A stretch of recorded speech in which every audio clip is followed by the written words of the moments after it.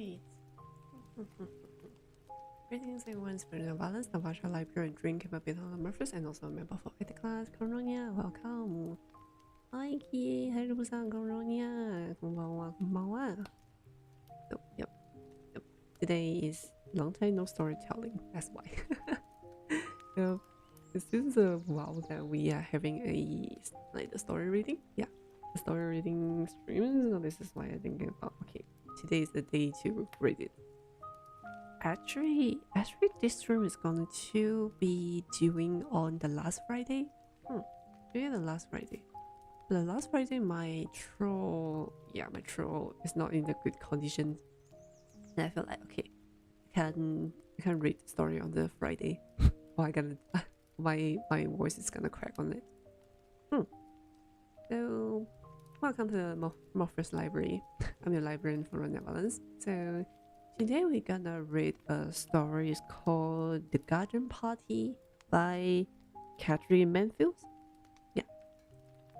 Oh, guys, I am holding a book.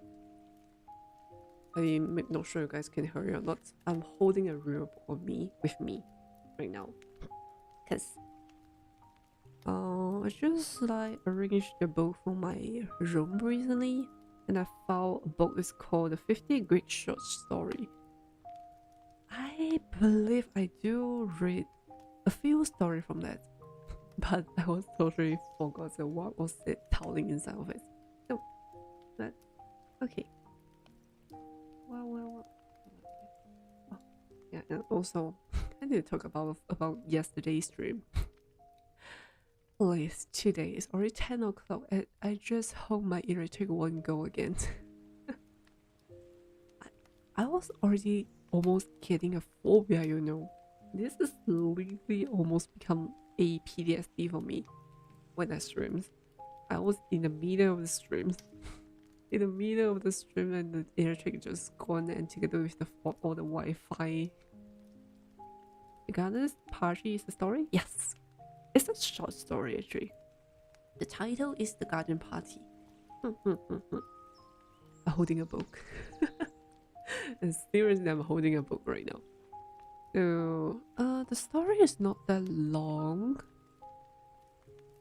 I have prepared two. The Garden Party is the first part, and the second one will be The Summer of the Beautiful White Horse. Just depends on how long I need to take to read this. Right, so I have my tea with me today. My tea. Today I prepared a tea. So I have a very quite beautiful and how do I say? Quite special name. It's called hibiscus zat. And it's a herbal tea. It's for tea something. Cheers. See. Priscilla, hi! Just listening to you reading a story while I hang out with my monster homie. Wait, what? You're hanging out with your handsome homie? Can't wait to say hi to your homie. Welcome. What did I prepare yesterday? The internet cut off again. Yes. The internet cut off again together with the light, together with the electric as well. So, okay. I'm gonna start the story right now. So, yep. Today, story is The Garden Party by Catherine Mansfield. And sorry. Hi Kim! 好久不见了 Kim， 新年快乐! And after all the weather was ideal, they could not have had a more perfect day for the garden party if they have ordered it.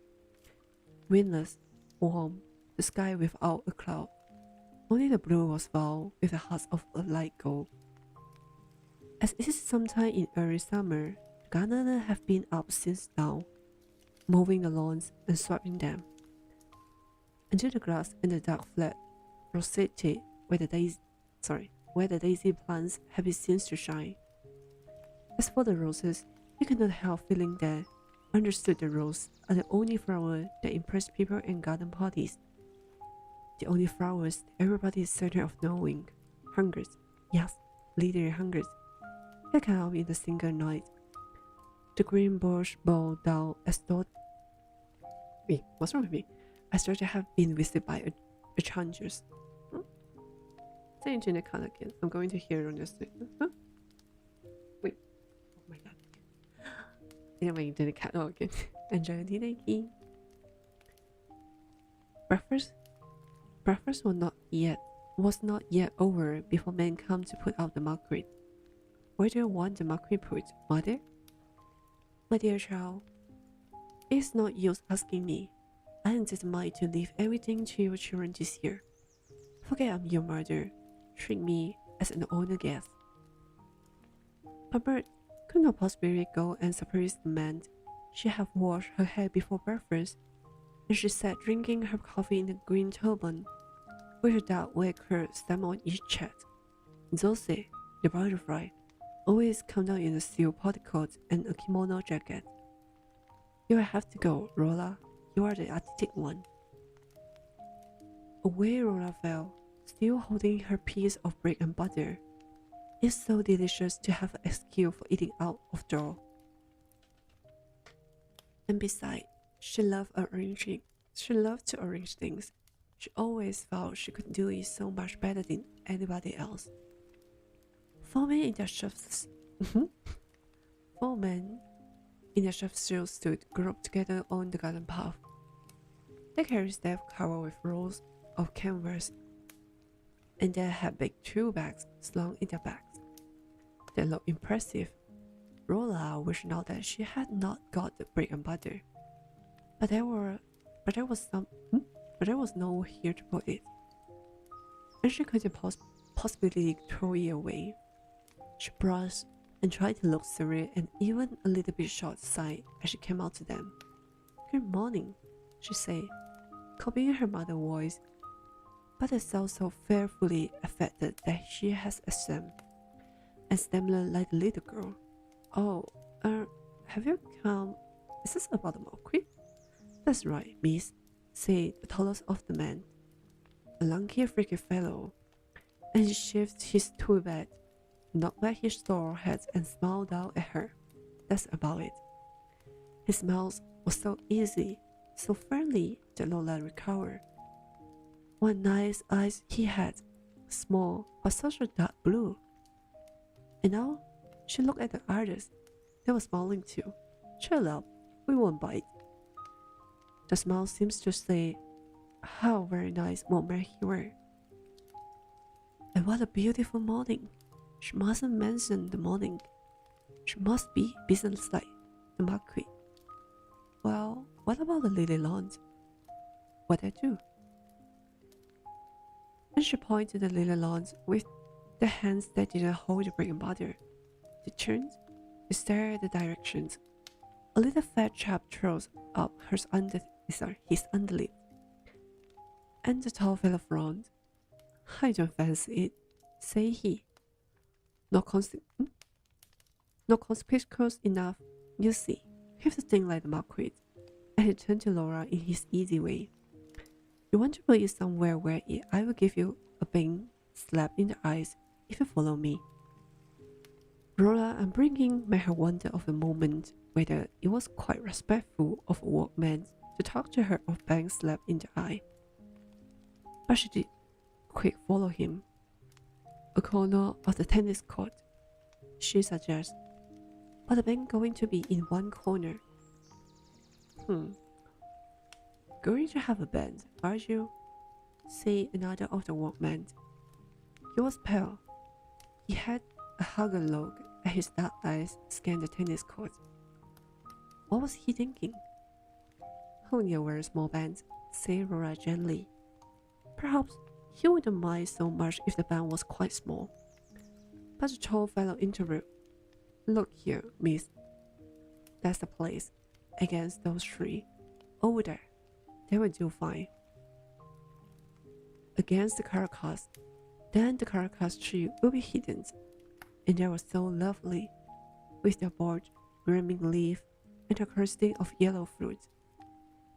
They were like trees you imagine growing on the desert islands, proud, solitarily, lifting their leaf and fruit to the sun in a cloud of silent splendor. Was that behind them by the marquee?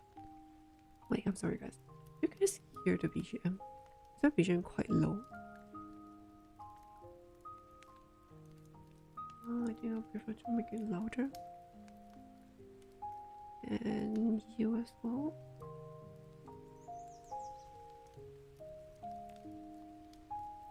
Wait, Feronia, hello, Rio. Good evening. Oh, and easily as well. Welcome to this room. Rio, are you working in Singapore right now? Wait, yeah, stop.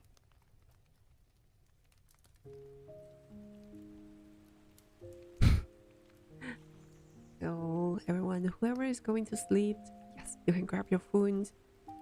Grab your phone, just put in on your headphones or maybe your earphones, lie down, rolling yourself in a blanket, and just enjoy the story. I'm back at home. Great, I heard it. Just come back. You want to go and get a quick showers and have some dinner first? I was gonna eat. Wait, there, stop. They must. Already the man had sorted the stuff and were making for the place. Only the tall fellow was left. He bent down, pitched a sprig of lavender, put his thumb and forefinger to his nose, and snuffed out the smell. When Rolla saw their gesture, sorry. When Rolla saw the gesture, she forgot all about the caracas in her wonder at her.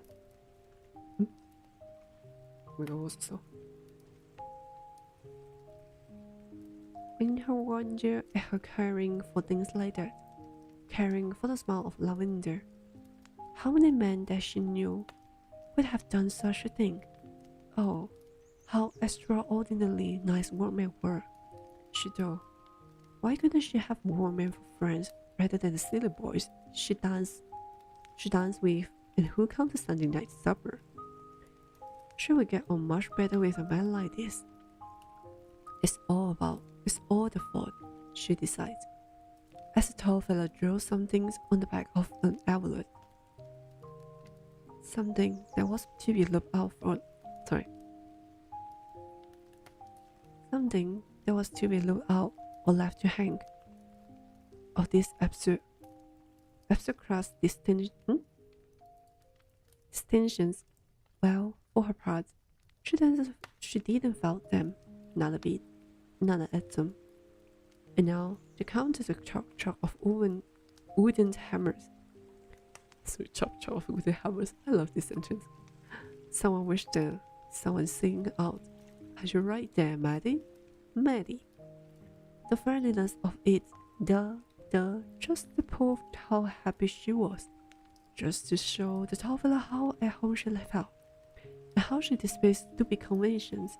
Rolla took a big bite of bread and butter and she stared at the little drawing. She felt just like the worker. おやすみなさい、ルブさん。Rolla, where are you? Telephone, Rolla. Always quiet from the house. Coming. Over she skims, over the lawn, up the path, up the steps, across the veranda, into the porch. In the hall, her father and Loris was brushing their heads ready to go to the office. I say, Rolla, said Rolly very fast. You might just give a scratch at my course before this afternoon, see if it was once pressing. I will, said she. Suddenly she couldn't stop herself. She ran and Rolly and gave him a small, quick squeeze. Oh, I do love party, don't you? gasped Rolla. Rather, said Rolly Worm's boyish voice. And he squeezed his sister too and gave her a gentle push and dashed off to the telephone's ogre. Telephone. Yes. Oh, yes, Kitty. Good morning, dear. Come to lunch? Dear. The life across. It will only be very scarce meal, just sandwich crust and broken marigold cells, and what's left over. Yes. Isn't it a perfect morning? You're right. Oh, I suddenly should. 1 moment. Hold the line. Mother's calling. Elora said back. What, mother? Can't hear? Miss Sheridan's voice rolled down the stairs. Tell her to wear that sweet hat he had on last Sunday. Mother said you're to wear that sweet hat you had on last Sunday. Good. 1 o'clock. Bye-bye. Lola put back the receiver, flung her arms over her head. Take a deep breath, scratch, and let them off. She sighed, and the moment after the sigh, she sat out quickly. She was still listening. All the doors in the house seemed to be opened. The house was alive with a soft, quick steps and running voice. The green glass door that led to the kitchen regions swung open and shut with a muffled knock. And now there came a long, chuckling, absurd sound. It was the heavy piano being moved on its stiff caster. But the air! If you stop to notice, was the air always like this? Little fan winds were playing chess in at the tops of the windows, out at the doors, and there were two tiny small suns, one on the inkpot, one on the silver photograph frame, praying too. Darling little spots, especially the one on the inkpot lid. It was quite warm. A warm little silver stars. She could have kisses. 你的dream放不起。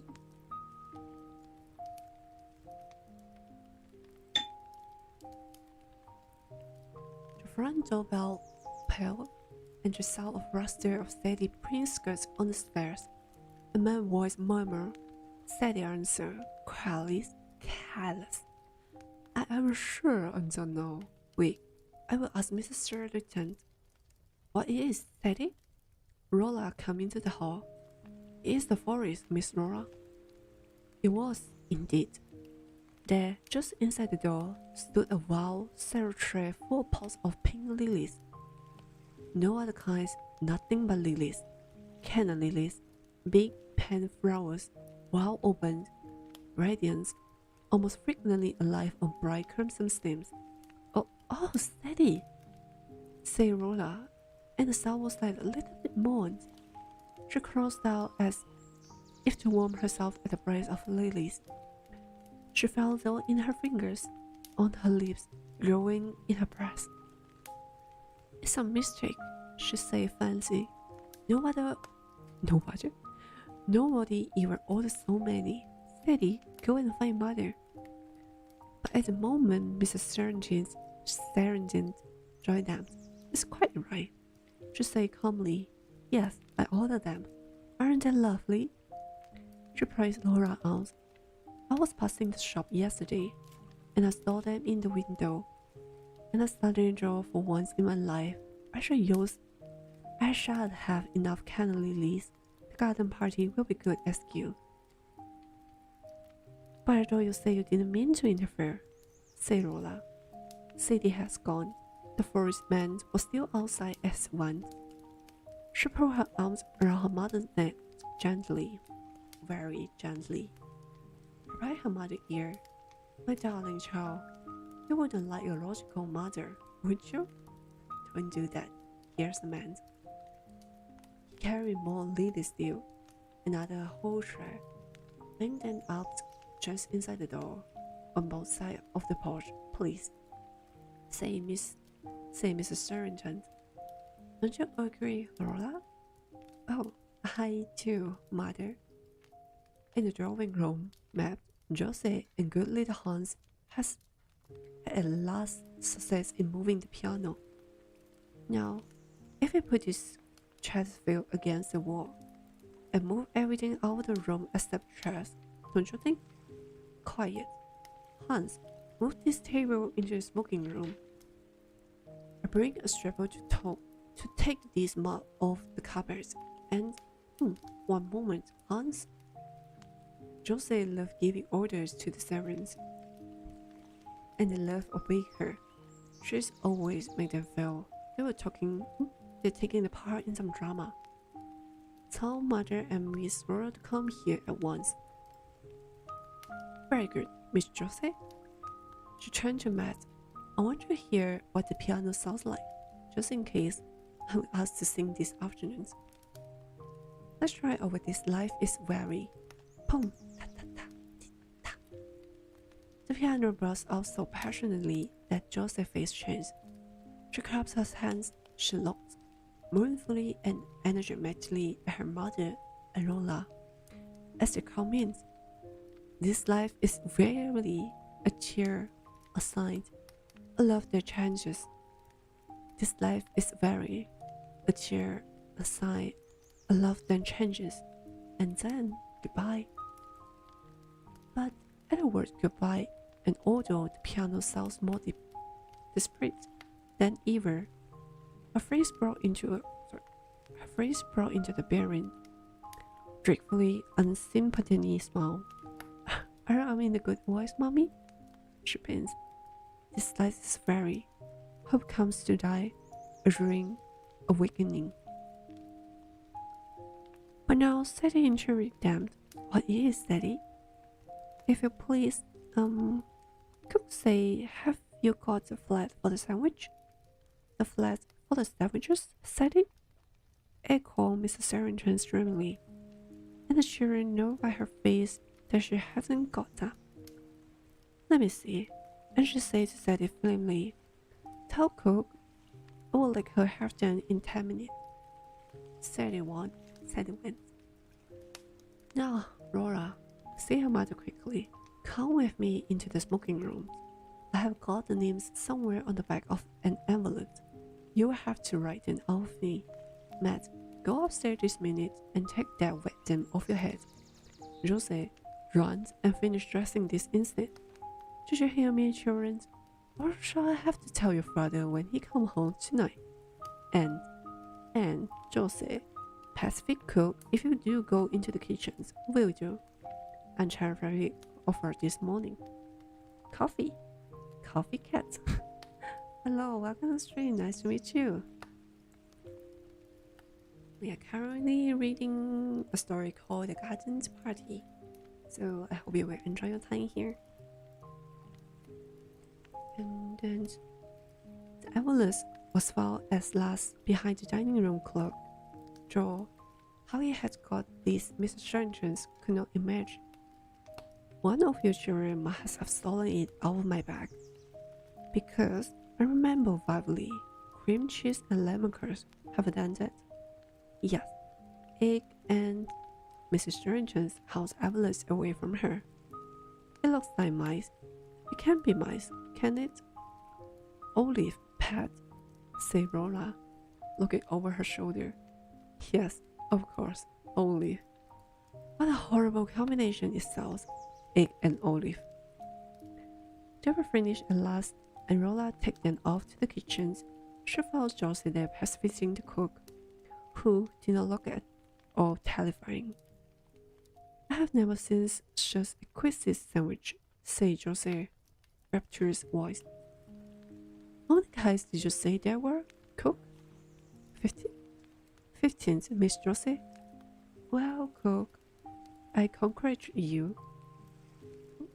Story reading before bed. Aren't these good? Listening to the music with the little sound of the fireplace crack, and also my voice as well. If you are going to bed, just put in your earphones, lie on the bed. Hope you'll have a good thing. I wish you have a good dream tonight. Well, cook, I congratulate you." Cook swept out curds with a long sandwich knife and smiled bubbly. "God bear has come," announced Sadie, issuing out of the pantry. She had seen the man pass the window. "That means the cream puff has come." God bear were famous of their cream puff.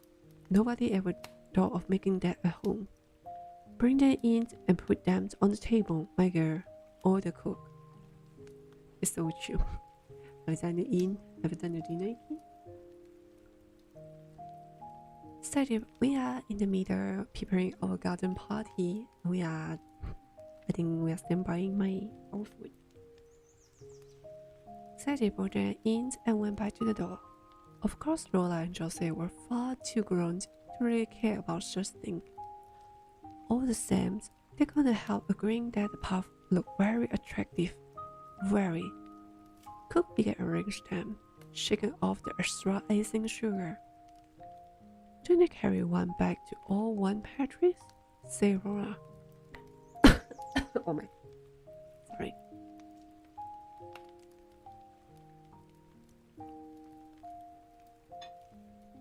Oh my. There's literally too much thing on my tables. It is not. I suppose they do, say particular Jose, who never liked to be carried back. They look beautifully like and feathery, I must say. Have one each, my dears, say cook in comfortable ways. Yama won't. Whoa, impossible. Fancy cream puff so soon after breakfast. Z, beautiful girl. Hi, Marble. Did I pronounce it? Hi, Marble. Welcome to the streams. Today, it's your Librarian Feronia here. Welcome to the stream, and I'm currently reading the short story called The Garden Parties. Welcome to join us for that story before the times. I hope you enjoy it here. Fancy cream puff so soon after breakfast. The very idea make one shudder. All the same, 2 minutes later, Jose and Rolla were licking their finger with that absurd inward look that only comes for whipped creams. Let's go into the gardens, out by the back way, suggests Laura. I want to see how the men are getting on with the Marquis. They were just awfully nice men. But the back door was brought by Cook, Sadie, Godbermans, and Hans. Something had happened. Cook, like an gigantic hands. Sadie had her hands clapped to her chest, although she had too itchy. Hans' face was screwed out in the effort to understand. Only Godberman seems to be enjoying himself. It was his story. What's the matter? What's happened? There's been a horrible accident, said Cook. A man killed. A man killed? Where? How? When? Wait, okay, wait, the story is turning so sudden. But Godberman wasn't going to have his story snatched from under his very nose. Know those little cottages just below here, miss? Know them? Of course, she knew them.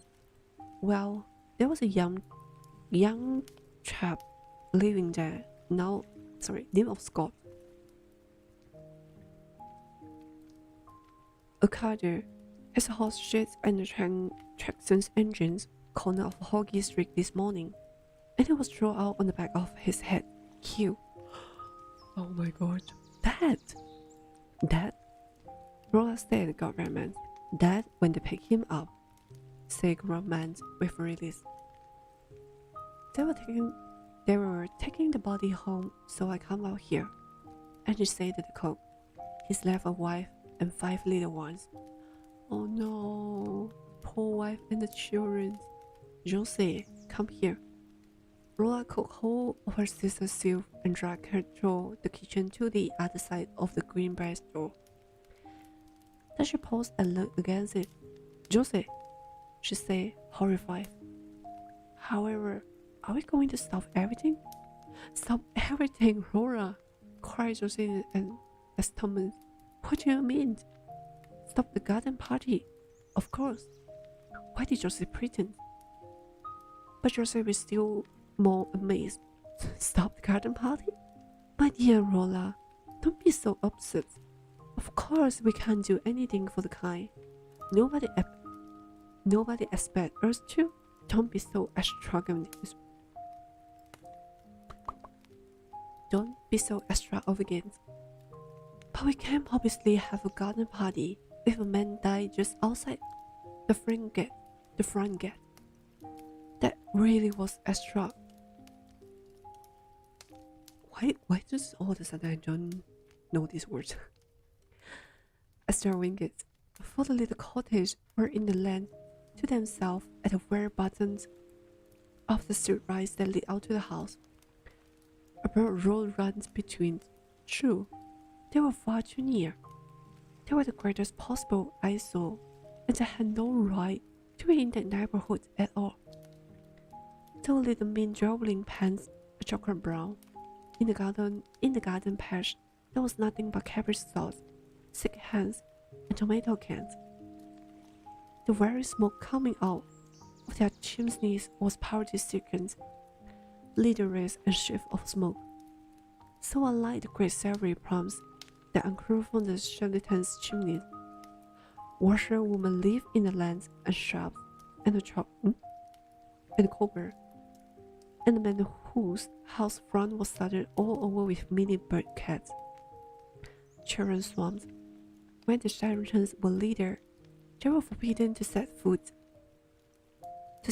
there because of the revolting language and of what they might catch. But since they were grown out, Rolla and rolling in the pole sometimes were true. It was disgusting and sordid to come out with the shrewdest, but still one must go everywhere. One must see everything, so true that one. And just think of what the band would sound like to that poor woman, said Rolla. Oh, Rolla. Okay, wait, sorry. How can I pronounce your name? 오연치주? Can you tell me where you're from? I saw like the Chinese name, but can I just call you Yong? Welcome to the stream. And I'm Feronia Valens. It's nice to meet you. Why did I start? And just think of what the band would sound like to that poor woman, said Rolla. Oh, Rolla. Joseph began to be seriously annoyed. If you were going to stop a band praying every time someone have an accident, you would lead a very strenuous life. I'm very bit as sorry about it as you. I feel just as sympathetic. Her eyes hardened. She looked at her sister just as she used to when they were little and fighting together. You won't bring a drunken workman back to life by being sentimental, she said softly. Drunk? Who said he was drunk? Rhoda turned furiously on Jose. She said, just as they had used to say on those accursed scenes, I'm going straight out to tell Mother. Do, yeah. Cool, Jose. Mother, can I come into your room? Rhoda turned the big glass door knock. Of course, child. Why? What's the matter? What's giving you such a color? And Mrs. Charrington turned around from her dressing table. She was trying on a new hat. Mother, a man being killed, began Rolla. Not in the garden? Interrupt her mother. No, no. Oh, what a fight you give me. Mrs. Charrington sighed with a relief and chopped off the big head and held in on her knees. But listen, Mother, said Rolla, breathless, half choking. She told the deaf, full story. Of course, we can't have our party, can we? She pleaded. The band and already arriving. They heard us, Mother. They were nearly neighbors. To Rolla's astonishment, her mother behaved just like Josie. It was harder to bear because she seemed amused. She refused to take Rolla seriously. But, my dear child, use your common sense. It's only by the accident we have heard of it. If someone have died there normally, then I can't understand why they keep alive in those poky little holes. We should still having our parties, shouldn't we? Rolla had to say yes to that, but she found it was all wrong. She sat down on the mother's sofa and pinched the cushion feel. Mother, isn't it really terrible, heartless of us? She asked. Darling, Mrs. Charrington get out and come over to her, crying the hat. Before Rolla could stop her, she had put it on. My child, said her mother, the hat is yours. It's made for you. It's so much too young for me. I have never seen you look such a picture. Look at yourself. And she held out her hand mirror. But, Mother, Rolla began again. She couldn't talk. She couldn't look at herself. She turned aside. This time, Mrs. Charrington lost patience just as Joseph had done. You are being very aggressive, Rolla. she says coolly. People like that don't expect scary face from us, and it's not very simple indeed to spoil everybody's enjoyment as you are doing now. I don't understand, said Rolla, and she walked quickly out of the room into her own bedroom. There, quite by chance, the first thing she saw was this charming girl in the mirror, in a black hair trimmed with a gold daisy, and a long black velvet ribbons. Never had she imagined she could look like that. Is mother right? She thought. And now she had hoped her mother was right. Am I being extravagant? Perhaps it was extravagance. Just for the moment she had another glimpse of that poor woman and those little children. Anybody just carried into the house, but it all seems unreal, like the picture in the newspaper. I will remember it again after the party is over, she decides, and somehow that seems quite the best plan. Okay, I need to see. I need to drink some water.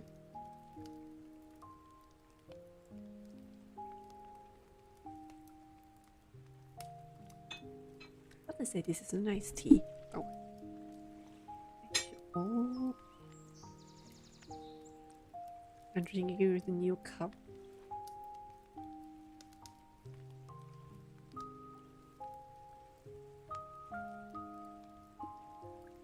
Lunch was over by half past 1. By 1:30, they were all ready for the fray. The green. Yes, they had to hydrate. It did stop. This is it because I didn't know you guys knows that all the English version of the story, like the novel, the book is like pretty tiny compared to the Chinese version of the something. No, the thing was like the word is small for me as well, pretty tiny. Wait. You're making me sleepy. Please, you can sleep if you want to sleep. This stream is make you feel it's make for you guys to feel sleepy actually. Iron is good. When you're sleepy, when you feel sleepy and this is like person comfy you by your bedside. Wait, am I becoming your mom again? Right. Okay, I'm gonna reading this. Lunch was over by 1:30. By 1:30, they were all ready for the fair. The green court bands had arrived and were established in the corner of the tennis court. My dear, 3 kitty lands. Aren't there 2 live rows of words? You ought to have arranged them around the pond with the conductor in the middle of the leaf. Rory arrived and hailed them on his way to dress. As a sign of him, Roa remembered the accident again. She wanted to tell him if Rory agreed with the others, then it was bound to be alright. And she followed him into the hall. Rory, hello. She was halfway upstairs. But when he turned around and saw Rolla, he suddenly puffed off his chest and goggled his eye at her. My word, Rolla, you do look stunning, said Rolly. What an absolutely topping hat. Rolla said fancy, is it? And smiled out at Rolly and didn't tell him after all. Oh, poor girl. Soon after that, people began coming in streams.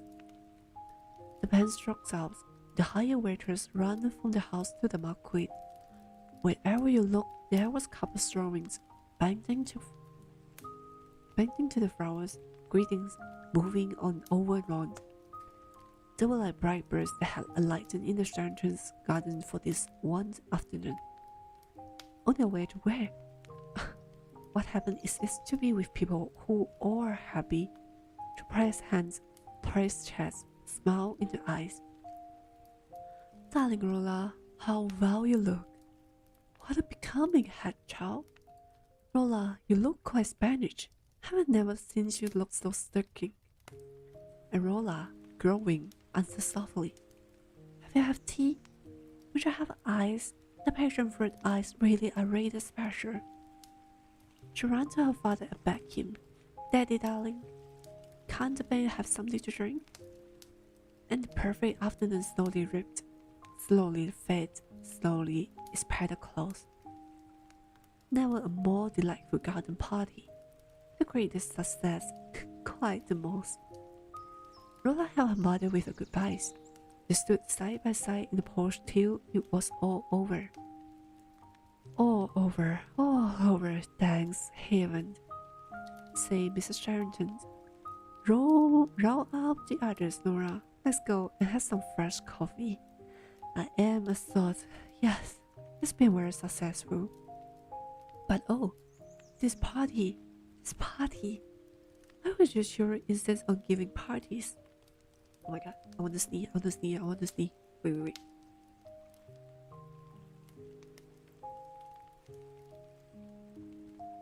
Every time, when I feel I want to sleep but I can't sleep.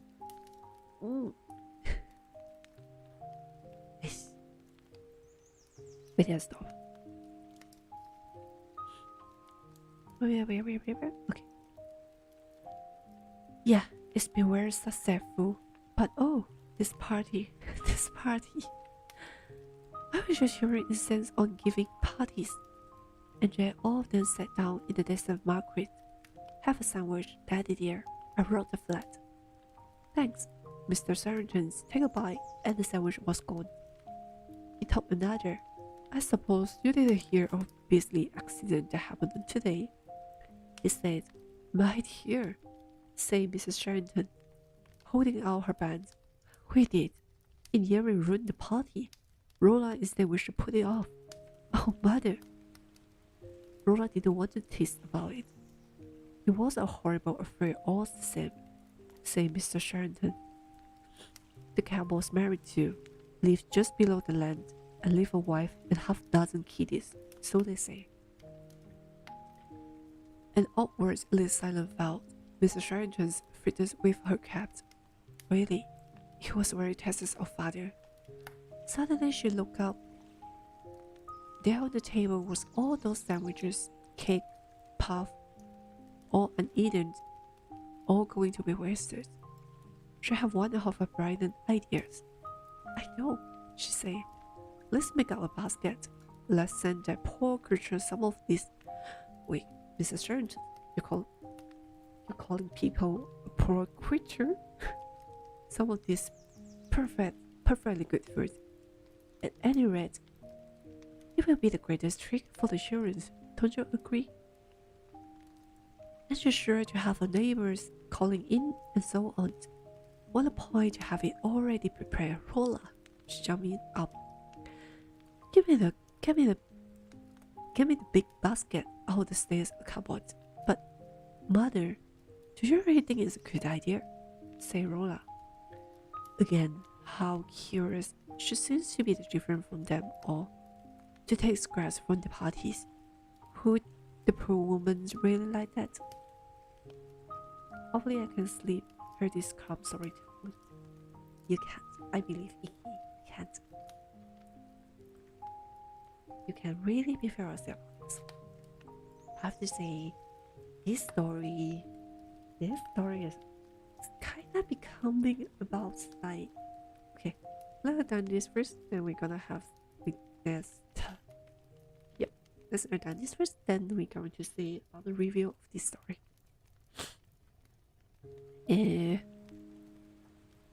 Again, how curious. She seems to be different from them all.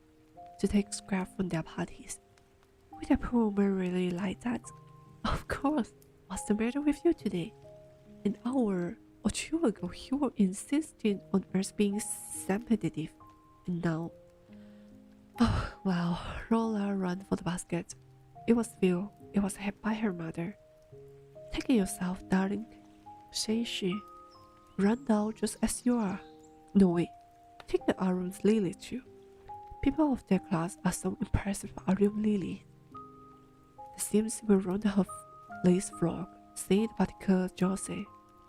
So they would, just in time, holding the basket then, and Rolla. Her mother followed her out of the market. Don't on any account. What, mother?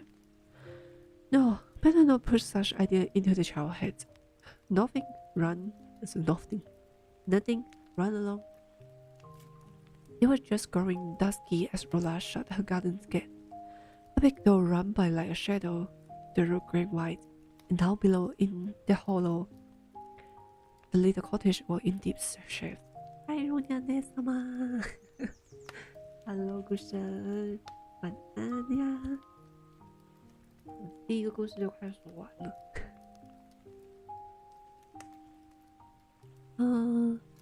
How quiet it seemed after the afternoon. Here she was going down the hill to somewhere where a man lay dying, and she couldn't realize it. Why shouldn't he? Why couldn't she? She stopped a minute, and it seems she heard that kisses, voice, sinking spoons, laughter, the smell of crushed glass was somehow inside her. She had no room for anything else. How strange. She looked out at the pale skies, and all she thought was, yes, it was the most successful party. Another boat was across. The land began, smoky and dark. Women in shawls and men trees kept hurried by. Men hang over the parings. The children pray in the doorways. A low hum came from the men's little cottage. In some of them there was the fragrance of life, and the shadow, cat light, moved across the window. Rora bent her head and hurried on. She wished now she had put on the coat. How her frock shone, and the back hair with a velvet streamer. If only it was another hat. Wake up. Mabel, are you okay? If only it was another hat. Were the people looking at her? There must be. It was a mistake to have come. She knew all along it was a mistake. Shouldn't she go back even now? No, too late. This was the house. It must be. A giant knot of people stood outside. Beside the gate, an old woman with a cross sat in a chair, washing. She had her feet on the newspaper. The voice stopped by Rolla drew near. The group part, it was a child she was expecting. As child, they had known she was coming here. If I was thinking, especially I was like holding my book, and you guys comment is like when I just like a little bit of side of my eyes, I can look at you guys comment. It really bring me into the laugh.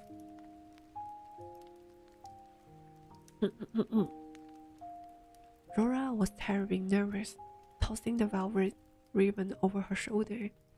She said to the woman standing by, "Is this Mrs. Scott's house?" And the woman, smiling crazy, said, "It is. But last?" "Oh, should be away from this," she actually said. "Help me, God." As she walked up the tiny path and knocked, to be away from those staring eyes, or should we count out in anything, one of those women sharp events. I would just leave the basket and go, she decided. I shouldn't even wait for it to be empty. Then the door opened. A little woman in black showed in the ground. Rora said, "Are you Mrs. Scott?" But to her horror the woman answered, "Oh, in please, miss." And she was shut in patience. "No," said Rolla. "I don't want to come in. I only want to leave this basket," Mother said. The little woman in the gloomy passage seems not to have heard her. "Step this away, please, miss."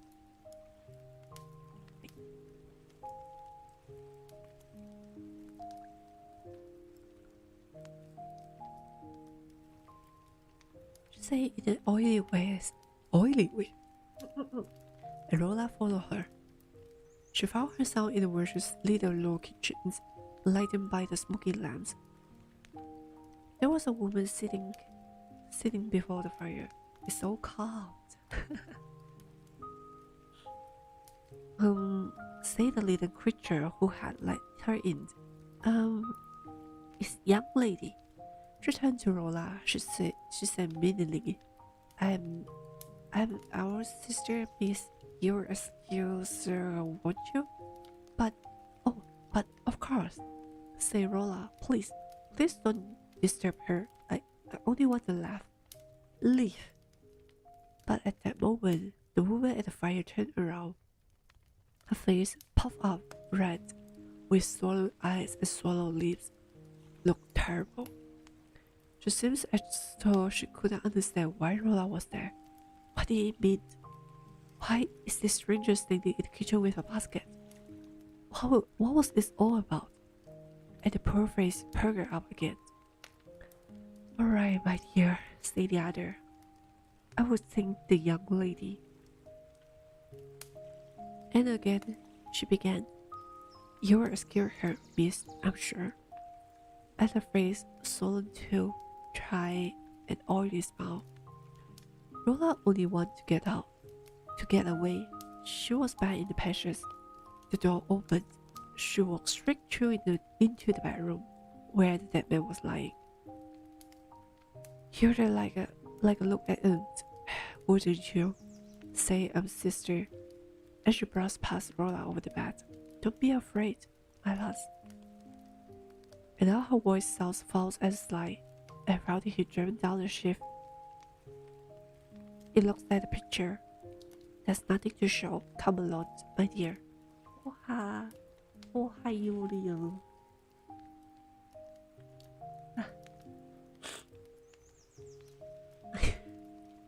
Why do my nose suddenly become Rola came. The like a young man, fast asleep, sleeping so soundly, so deeply, that he was far, far away from that booth. Oh, so removed, so peaceful. He was dreaming, never woke him out again. His head was sunk into the pillow. His eyes were closed. There were blood under the closed eyelid. He was giving out to his dreams. What garden parties and baskets and lace falls mattered to him. He was far from all those things. He was wonderful, beautiful, while they were laughing and while the band was playing. This man would have counted the line. Happy. Morning, email. Why everyone say morning? You guys just wake up. Happy, happy. Always well, say that sleeping face. This is just as it should be. I'm content. But all the same, you had to cry, and she couldn't go out of the rooms without saying something to him. Rola gave a loud, childish sob.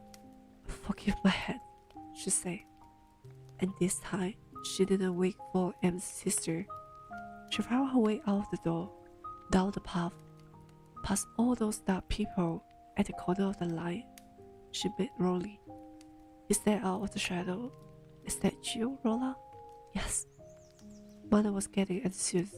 Was he alright? Yes, quite. Oh, Rolly. He took his arm. He pressed out against him. I say, you're not crying, are you? Asked her brother. Rola shot her hair. She was. Rolly put his arm round her shoulder. Don't cry, she said.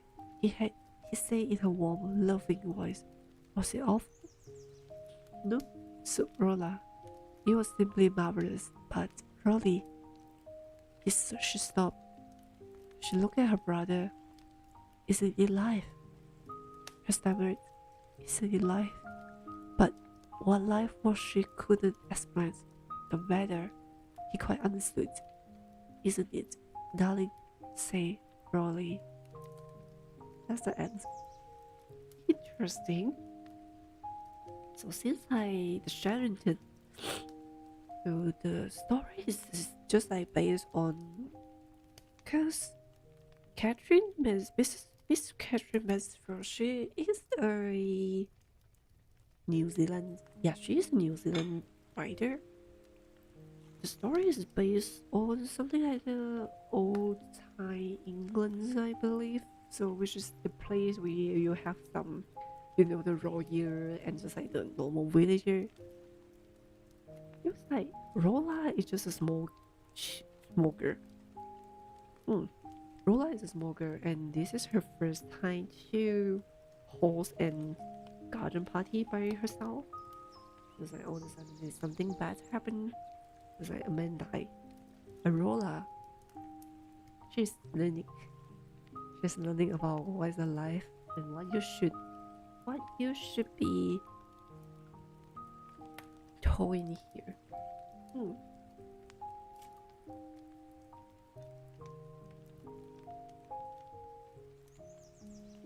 Let's rest for a while, then we do the second story.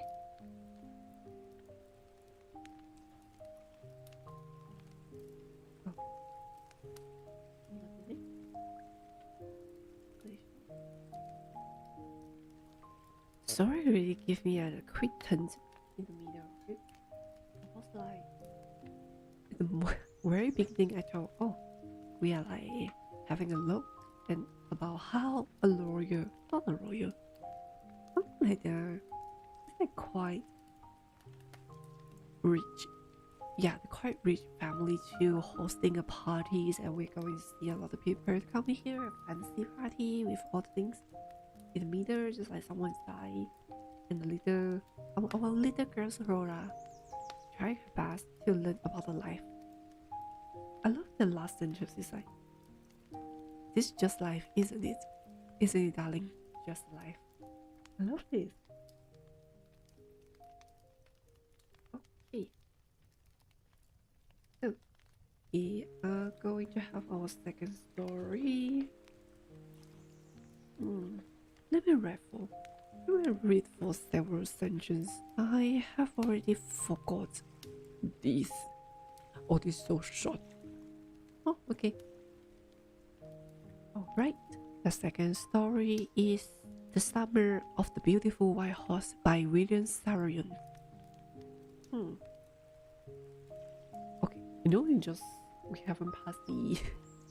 we haven't passed the spring yet, and I'm already reading something about the summer, but this is a story on it.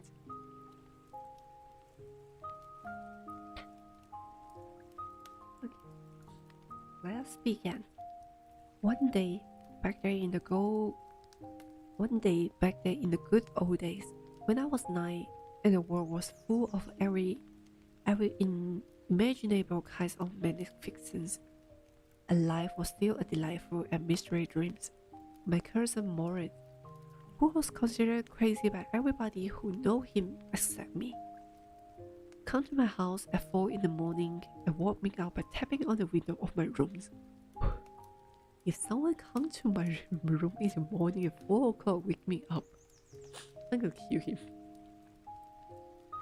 Aram, he said. I jumped out of bed and looked out the window. I couldn't believe what I saw. It wasn't morning yet, but it was summer.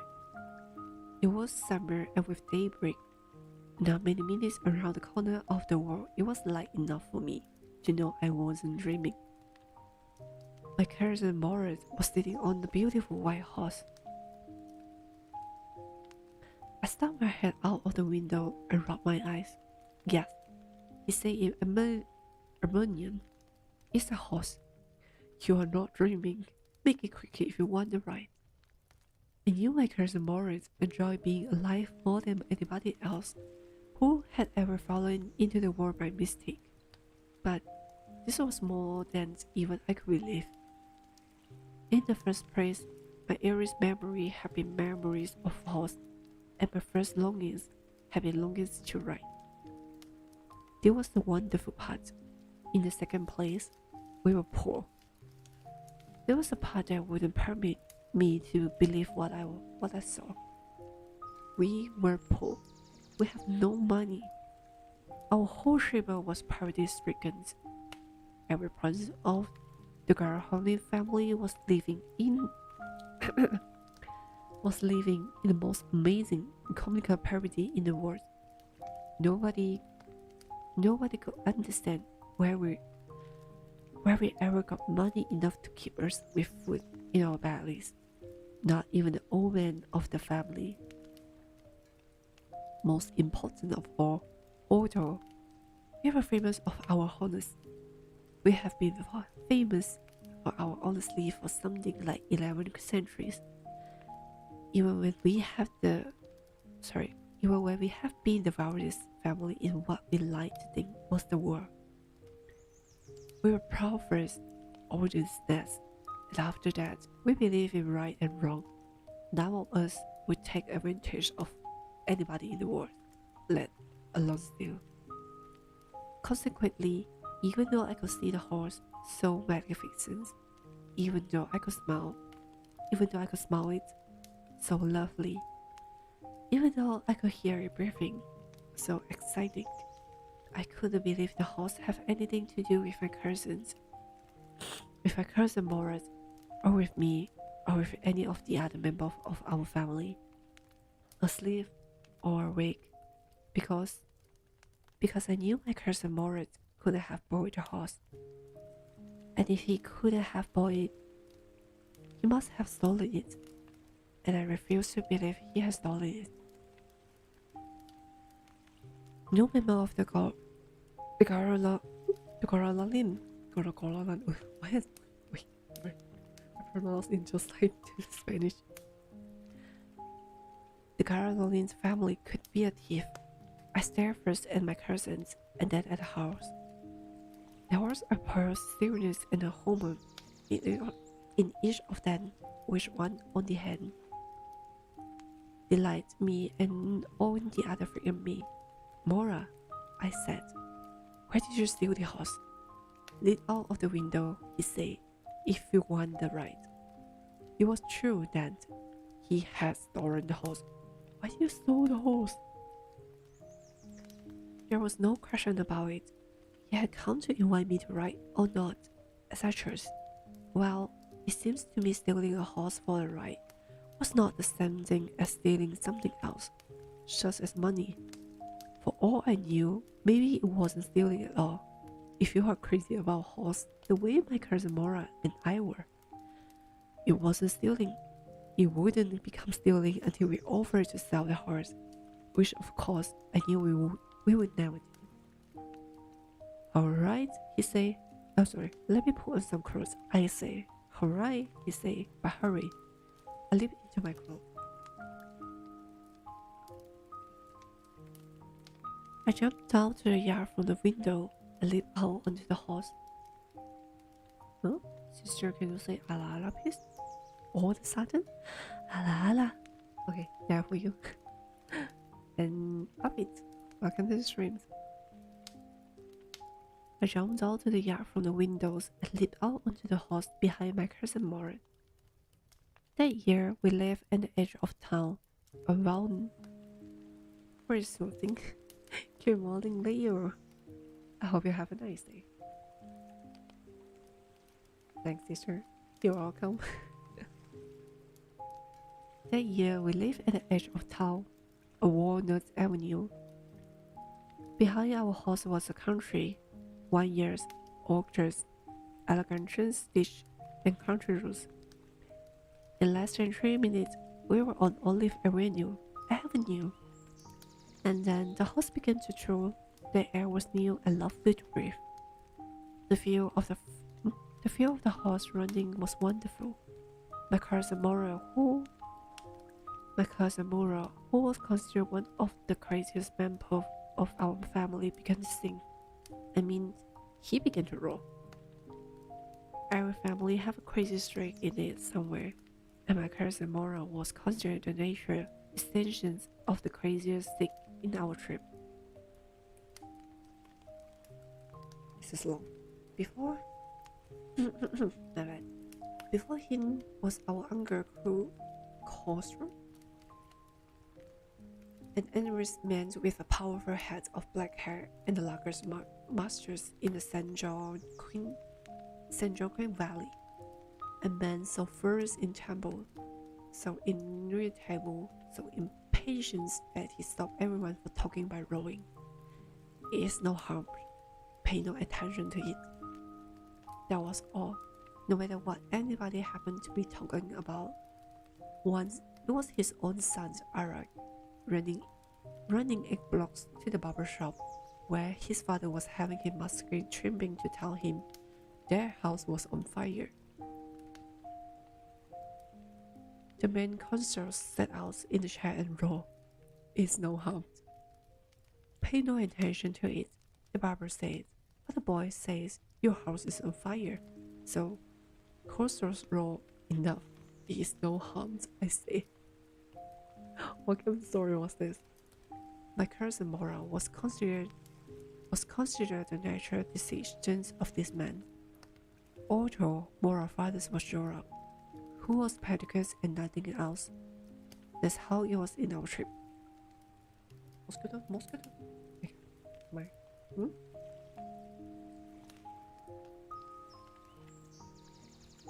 Oh my god, the mosquito. Get out of my room, please. That's how it was in our trip. A man could be the father of his son's flesh, but that did not mean that he was also the father of his spirit.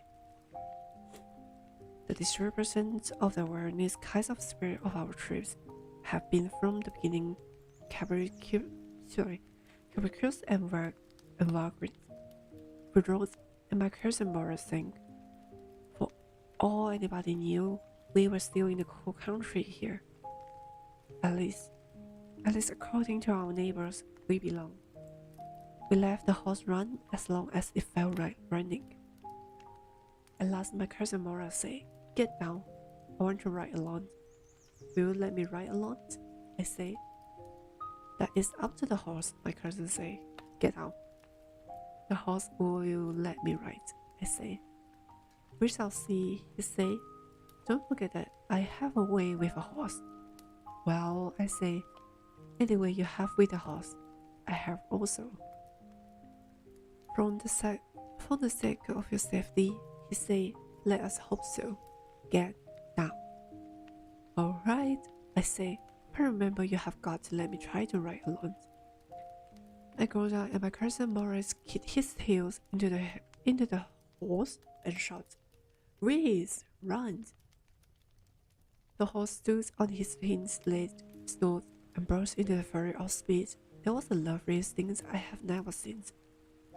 My cousin Mora raced the horse across a field of dry grass to an irrigation ditch. Across the ditch on the horse, and 5 minutes later returned, dripping wet. The sun was coming out. "Now it's my turn to ride," I said. My cousin Mora get off the horse. "Right," he said. I lifted the back of the horse, and for the moment knew the awfulest feel imaginable. The horse did not move. "Oh, kick into his muscle," my cousin Mora said. "What are you waiting for? You have got to take him back before everybody in the world is up and above." I kicked into the muscle of the horse. Once again it reached and snorted. Then it began to run. I didn't know what to do. Instead of running across the field to the irrigation ditch, the horse ran down the road to the vineyard of the Crown's Jalapins, where it began to lead over rice. I felt want to go sleep. Go sleep, Vicky.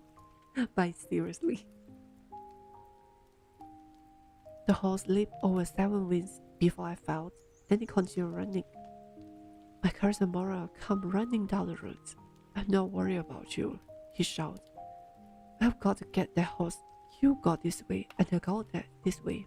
If you count upon him, be kindly, I be near." I continued down the road, and my cousin Mora went across the field toward the irrigation ditch. It took him half an hour to find the horse and bring him back. "All right," he said, "jump on. The whole world is awake now." "What will we do?" I said.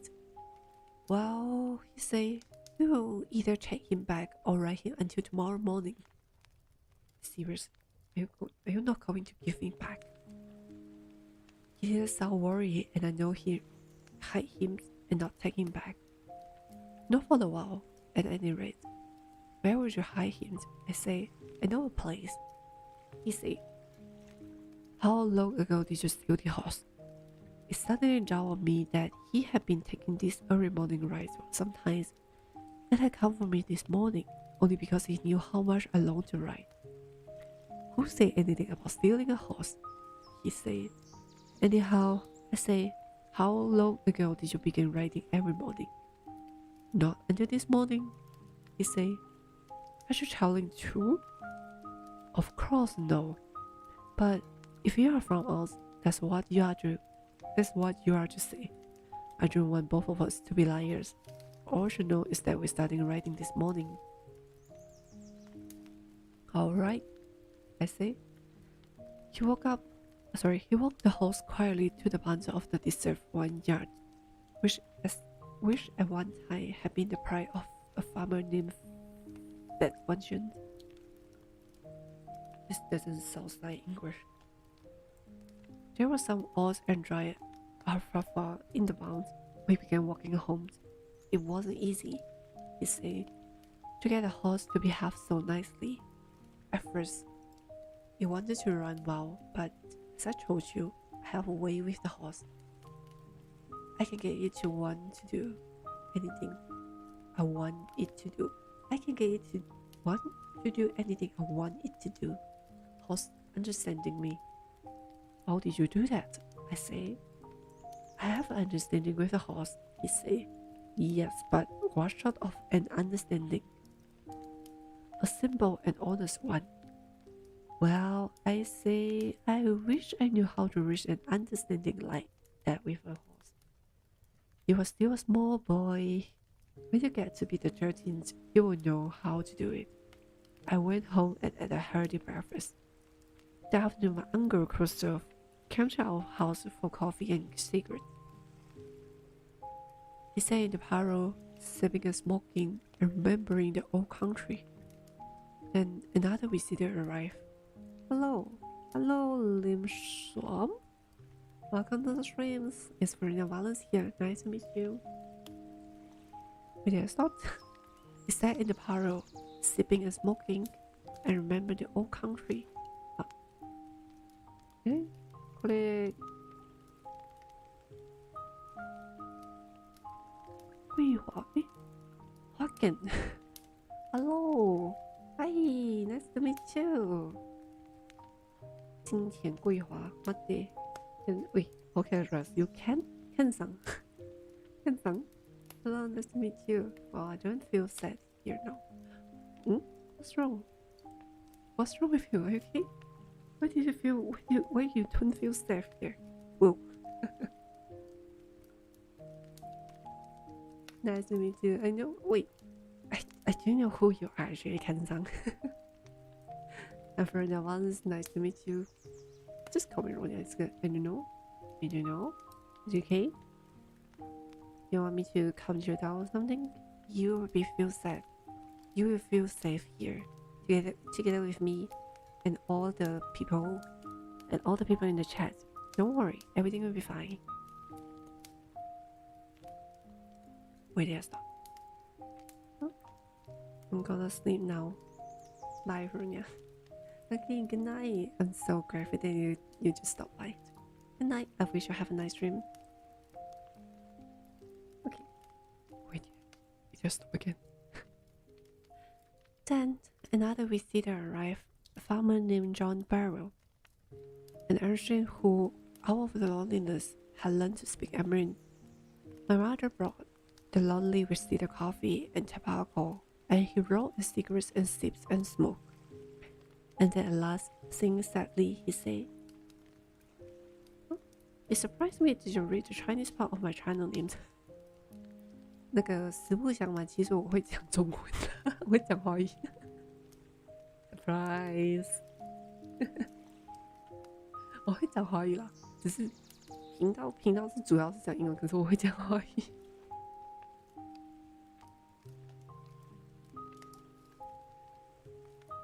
那其实我叫你看场是 OK 的吗？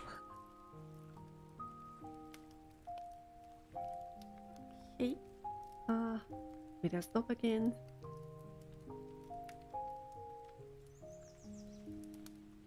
I need a bookmark. And then at last, thanks, Cecily, he said, my white horse which I had stolen last month is still gone. I cannot understand it. Oh, I mean, Uncle Colonel Costros. I think I know who stole your horse. My Uncle Costros becomes very irritated and shouts, it's not him. Why is the loss of the horse? Haven't we all lost the homeland? Why is this crying over the horse? That might be alright for you, said the driver, just say, John Baron said. But what of my server? What good is a server with our horse? Pay no attention to it, my Uncle Khrushchev roared. I walked 10 miles to get here, John Baron said. You have late, my Uncle Khrushchev observed. But late can be, the farmer said. Pay no attention to it. That horse cost me $60. That's a bit of money, my Uncle Khrushchev said. He got out and strode out of the house, slamming the screen door. My mother explained. He has a gentle heart, he said. It is simply that he is homesick and just a large man. The farmer went away and ran over to my cousin's moral house. He was sitting under a peach tree, trying to repair the hurt wing of a young robin, which couldn't fly. He was talking to the bird. What is? The farmer, Jumbo. He visits our house. He wants his horse. You have it a month. I want you to promise not to take it back until I learn to ride. It will take you a year to learn to ride, my cousin Mora said. We could keep the horse a year, I say. My cousin Mora leaped to his feet. What? He roared. Are you inviting a member of the Garaham family to steal? Do you need an artist for an edit? Honor of Falsa? Do you need an artist for an edit? Artist? Which kind of artist? Give me a symbol like which kind of artist you want for. 哎呦，费罗尼亚瓦伦斯 Hello, Manson. Welcome to the streams. Never mind. Yay. Sorry, I can't help it. I feel forgot. 哎，其实Manson，我老师跟你说，我的发音第一个其实是福哎。That's okay. Where did I stop again? Okay. What? Hero? Are you inviting a member of the Garrington family to steal? The horse must go back to its true owner. When? I asked. In 6 months at the last, he said. He threw the bird into the air. The bird tried hard, almost fell twice, but at last fell away, high and straight. Early every morning for 2 weeks, my cousin Morris and I took the horse out of the bunds of the desert branches where we are hiding it and rode it. And every morning the horse, when it was my turn to ride along, leaped over grabbed once a small tree and threw me and ran away. Nevertheless, I hoped in time to learn to ride the way my cousin rode. One morning on the way to feed one gens to serve Winchard, we ran into the farmer Jumbo, who was on his way to town. Let me do the talking, my cousin Morris said. I have a way with farmers. Good morning, Jumbo. Jumbo. The farmer studied the horse eagerly. Good morning, son of my friends. What is the name of your horse? My Heart, my cousin Morris said in Armenian. Lovely name, Jumbo said. What a lovely horse. I can swear it is the horse that was stolen from me many weeks ago. May I look into his mouth? Of course. Morris says. The farmer looks into the mouth of the horse. True for true, he said. I would say it is my horse if I didn't know your parents. The fame of your family for honors is well known to me. Yet, horse is a twin of my horse. A specific man with beady eyes instead of a hearse. Good day, my young friend. Good day, John Burrow. Early the following morning, we took the horse to John Burrow's vineyard and put it in the barn. The dog followed us around without making a sound. The dogs, I whispered to my cousin Morris. I shall drive back. There would add somebody else. Hello, Feronia, Emily, and Anne. 晚安呀，欢迎欢迎。What the? We just stop again. There would add somebody else, he said. I have a way with dog. My cousin Mora put his arm around the horse, pressed his nose into the horse's nose, patted, and then we went away. That afternoon, John Burrow came to our house in his service and showed our mother the horse that had been sold and returned. I do not know what to think, he said. The horse is stronger than ever. By the temperature, I thank God. My uncle Kursev, who was in the parlor, became irritated and shouted, Quiet, man, quiet. Your horse has been returned. Pay no attention to it. Alright, that's the end. Interesting story. Was I talking about? Actually, I don't know if the reason because my English is pretty bad to understand that half the novel. English, like the English version of the novel is like keep giving me one of the like feelings about. I need to guess at what they want to give away inside the novel. It's different. The stories are talking about like two boys. One is like storing a farmer horse, learning how to ride on the horse, and he know that his little brother is the one person who loves to ride the horse as well.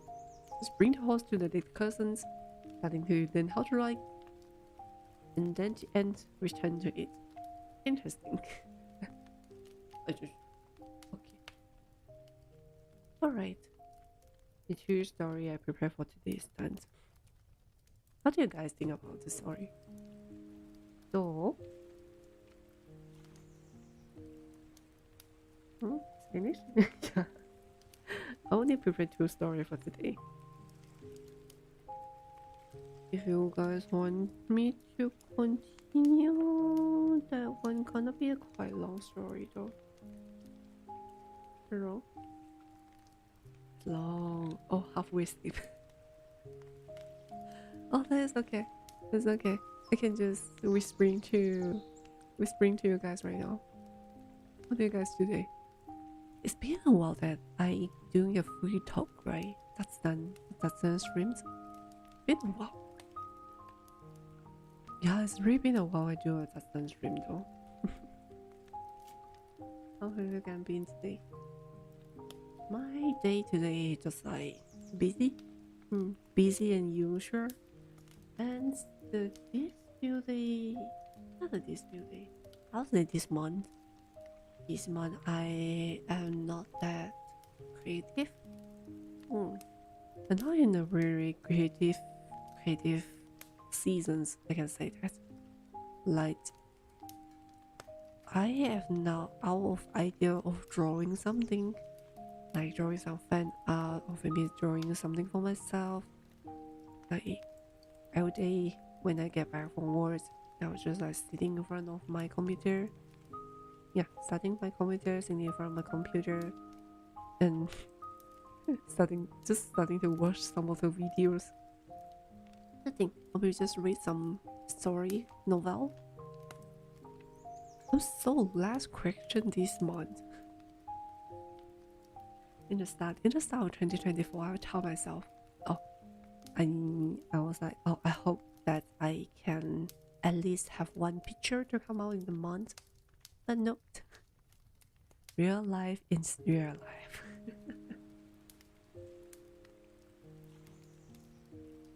I believe a lot of you guys might be asleep right now.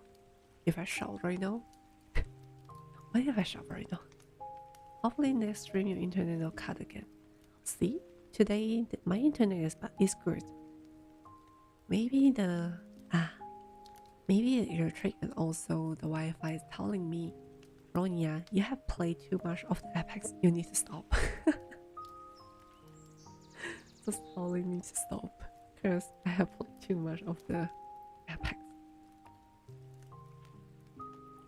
Oh, but yesterday actually, when the internet is coming back, I do have play for a while again together with Hoshi and Rio. But it was like, no. I was like in the gold rank right now. It's very, very bad to climb. Feel just like I tell myself I want to go out to diamonds, but it's pretty. Yeah, it's quite hard. I will do my best.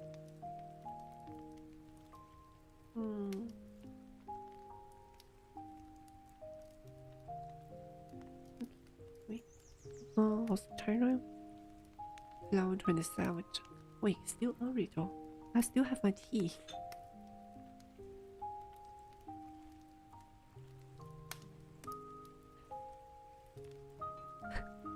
I prepared like the pot of the tea, and I have the pot of the tea. I just had a half pot of it.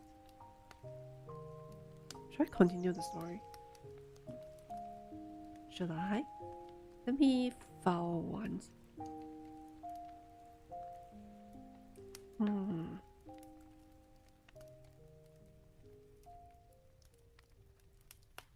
Your internet get cut off from server? Yeah, just yesterday. Yesterday is a cut off for the server. It was like the electric cut off, and also my internet is gone as well.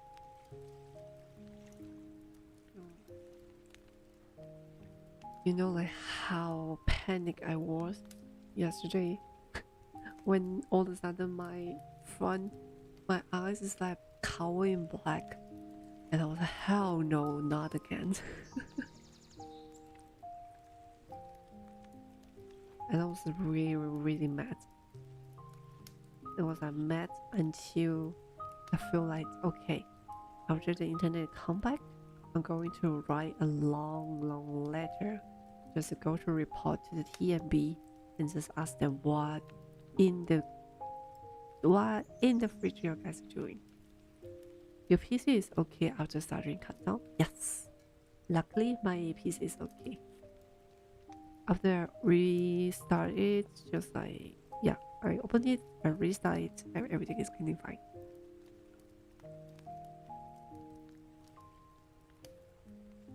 Oh, this one is long though.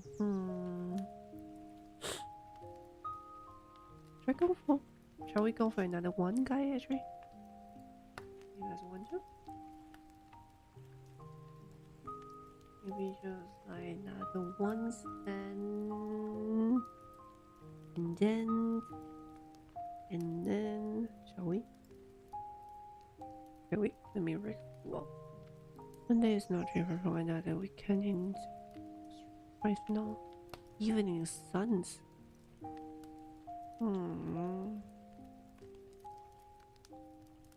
Oh, it's kind of long. If I read this and then what?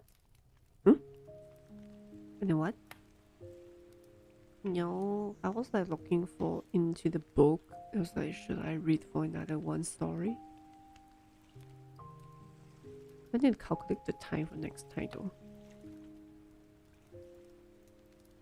The Golden Honeymoons. Oh, interesting. Okay, let me think. Even though it says the short story, actually is quite long though.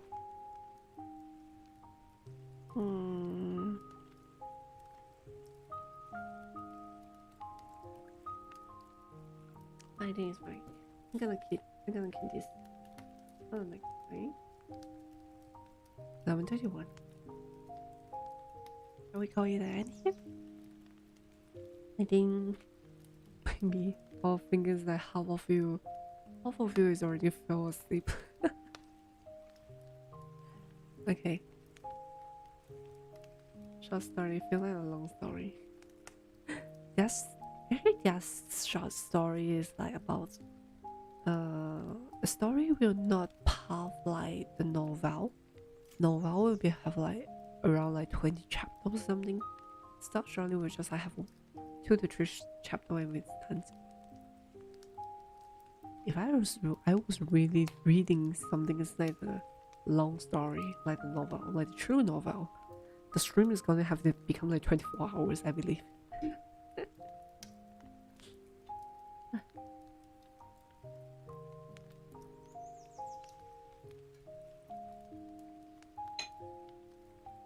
Hey.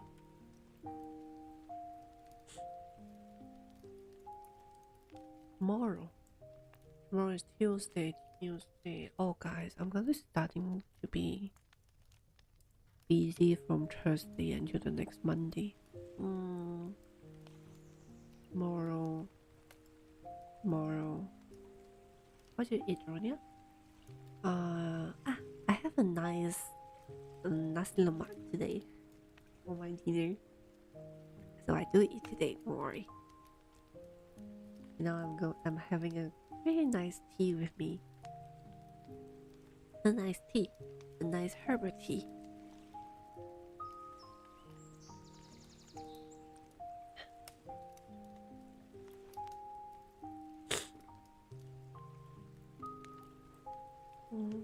Nasi lemak for dinner? Yes, I have a nasi lemak for my dinner. I have not have my like the nasi lemak for so long time. Nasi lemak is great. This is like the best. I can say the best. I can say it's like one of the iconic dishes from Malaysia. So, okay. Guys, I think I really need to go. 11:03. I really feel like the half of you guys is already falling asleep. Okay, I really want to go, so I will see you guys tomorrow. Okay, tomorrow. What should I do for tomorrow? Okay. So thank you guys for coming to the stream today, and I really hope you guys gonna have a nice sleep, and also sweet dinner later. Right? Thank you guys for coming to the stream. So I will see you guys tomorrow. Bye bye. So good night, sweetie. Bye bye. I'll see you guys next streams.